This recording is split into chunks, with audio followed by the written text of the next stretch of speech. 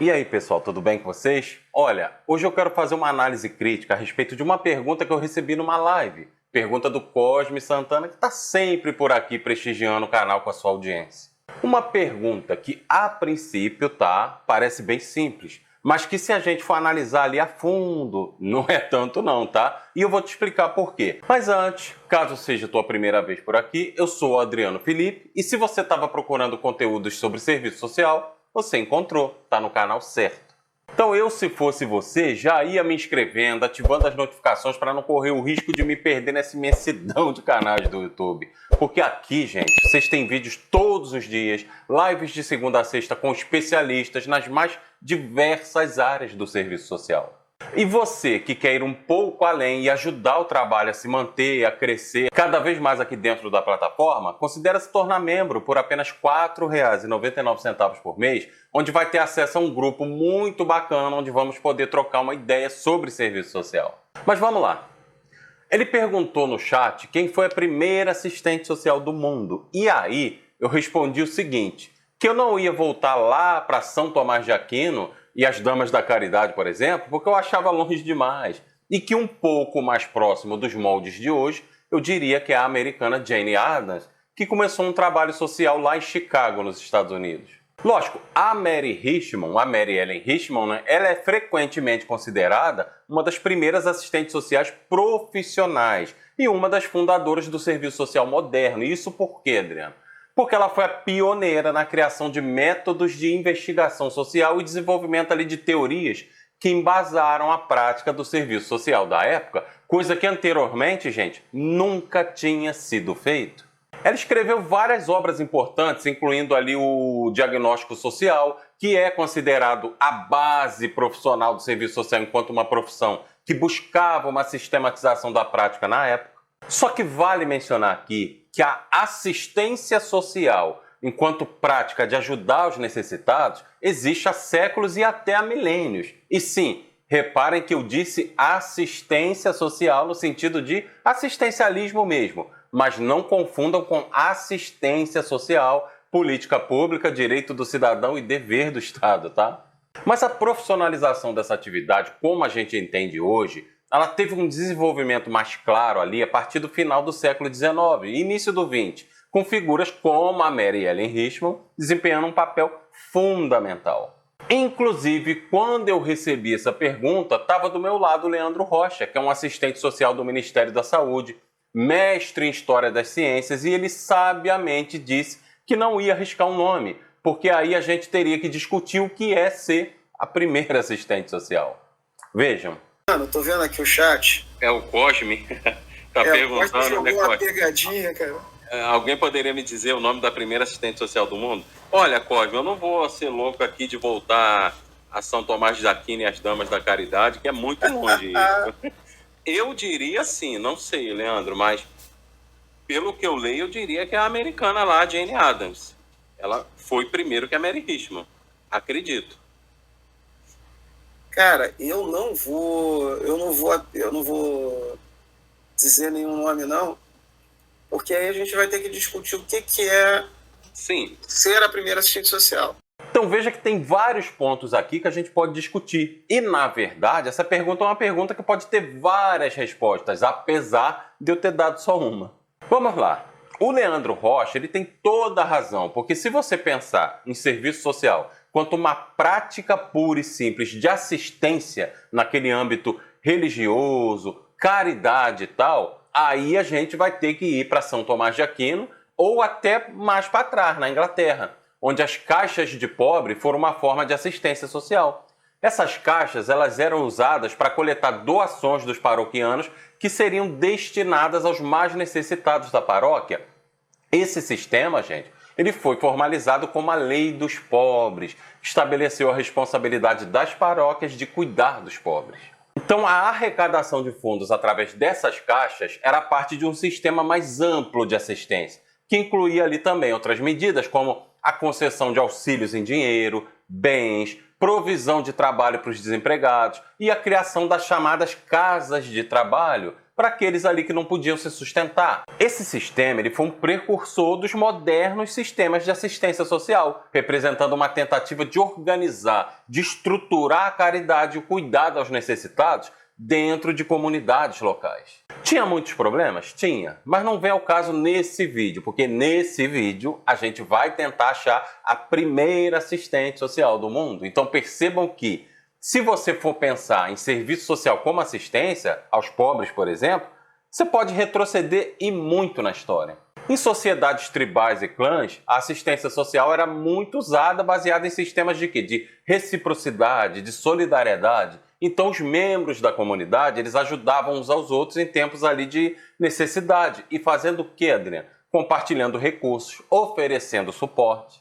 Os cristãos, por exemplo, eles eram encorajados por Jesus a ajudar os pobres e necessitados. Então, criavam-se ali comunidades ali de caridade ali para fazer com que essa ajuda chegasse aos mais necessitados. No islamismo, por exemplo, a caridade é um dos 5 pilares. O zakat é uma forma de doação obrigatória, ele é uma prática estabelecida para ajudar os pobres e necessitados. Budismo e hinduísmo. Ambas as religiões elas vão enfatizar a compaixão e a caridade, incentivando seus seguidores a ajudar os necessitados. Egito Antigo, Mesopotâmia, onde existem registros de que essas civilizações elas implementaram algumas formas de assistência social, como, por exemplo, a distribuição de alimento durante períodos de fome.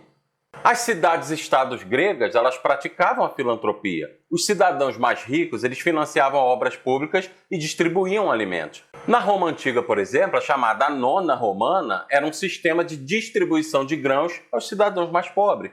E, além disso, imperadores e cidadãos mais ricos, ali, muitas vezes, eles patrocinavam programas de assistência. Então, durante a Idade Média também, a Igreja Católica desempenhou um papel muito importante na assistência aos pobres, onde os mosteiros e os conventos forneciam abrigo, alimentação, cuidados médicos. E o que dizer das dinastias chinesas, especialmente a dinastia Tang? Por quê? Porque elas implementaram ali sistemas de assistência social, incluindo distribuição de grãos, a criação de abrigos para os mais necessitados. Essas práticas, gente, embora informais e muitas vezes baseadas em caridade e benevolência, elas formaram a base para os sistemas mais organizados, mais estruturados de assistência social que se desenvolveriam depois, assim, séculos, até milênios mais tarde. Então vocês perceberam o tamanho do problema que você, Cosme, me arrumou? Brincadeira, tá? Eu vou responder. Fiquem até o final que vocês vão saber quem é a assistente social, a primeirona do mundo. Mas como já disse, se a gente for pensar que assistência social era quem fazia assistência, aí a gente vai ter que voltar lá para as dinastias chinesas. E aí, minha amiga, e aí, meu amigo, eu estou falando de pelo menos 4.000 anos atrás. O que, a meu ver, não procede. Por quê? Porque se ser assistente social é fazer assistência, então qualquer pessoa que ajudou alguém em qualquer tempo é assistente social, entende? Então essa ideia vai fazer a gente andar em círculos, porque então Neandertal, lá do período Paleolítico Médio, que começou aproximadamente 400.000 anos atrás, também era um assistente social. Então não, né, galera? A meu ver, a gente não pode considerar, para responder essa pergunta, serviço social como caridade e assistência. Então eu acho que a gente precisa trazer isso para mais próximo do que o serviço social é hoje.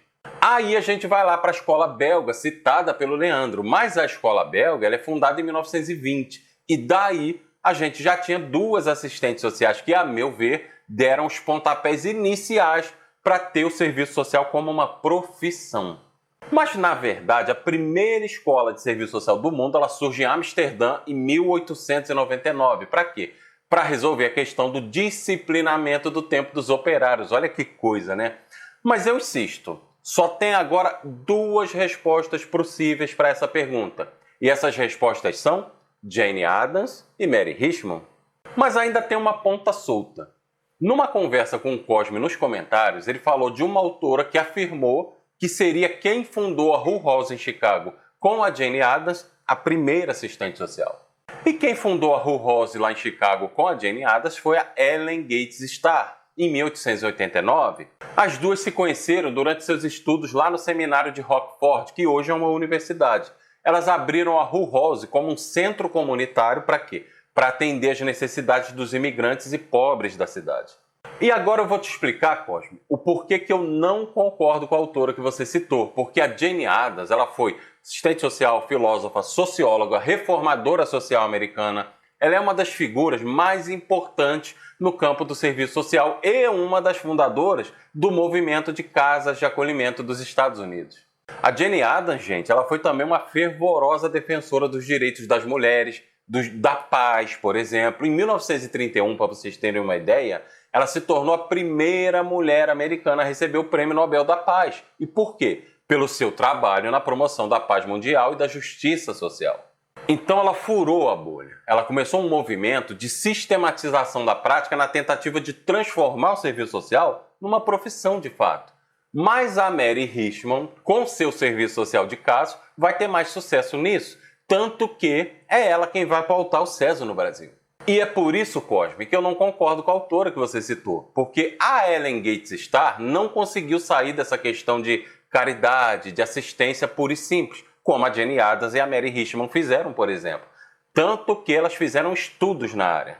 Ela teve um forte interesse, a Ellen Gates Starr, na educação, na arte. Então ela passou um tempo estudando arte lá em Boston e na Europa também. Ela foi para a Europa estudar, o que influenciou seu trabalho na Hull House. Ela se concentrou em promover a educação e a arte entre os residentes da comunidade. Então ela fundou uma escola de arte e implementou vários programas educacionais que incluíam ali aulas de literatura, aulas de história, de arte. E para além disso, ela estava envolvida em atividades sim de reforma social, incluindo a defesa dos direitos dos trabalhadores, melhoria nas condições de trabalho, especialmente para as mulheres e crianças.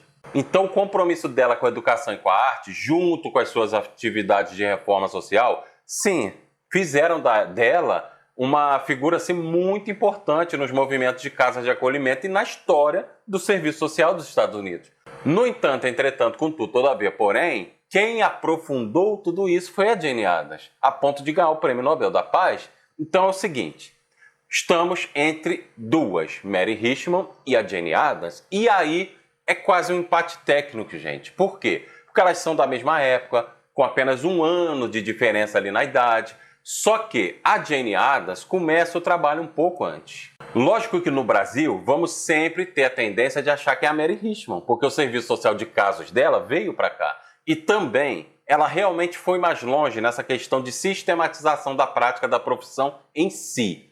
Então, quem disser que é a Mary Richmond, não está errado, na minha opinião. Muito embora eu ainda ache que seja a Jane Addams. Então, a meu ver, é isso, gente. É um empate técnico. Tanto uma quanto a outra pode ser considerada assim, sem problemas. Lembrando que essa é apenas a minha opinião, baseada nas pesquisas que eu fiz.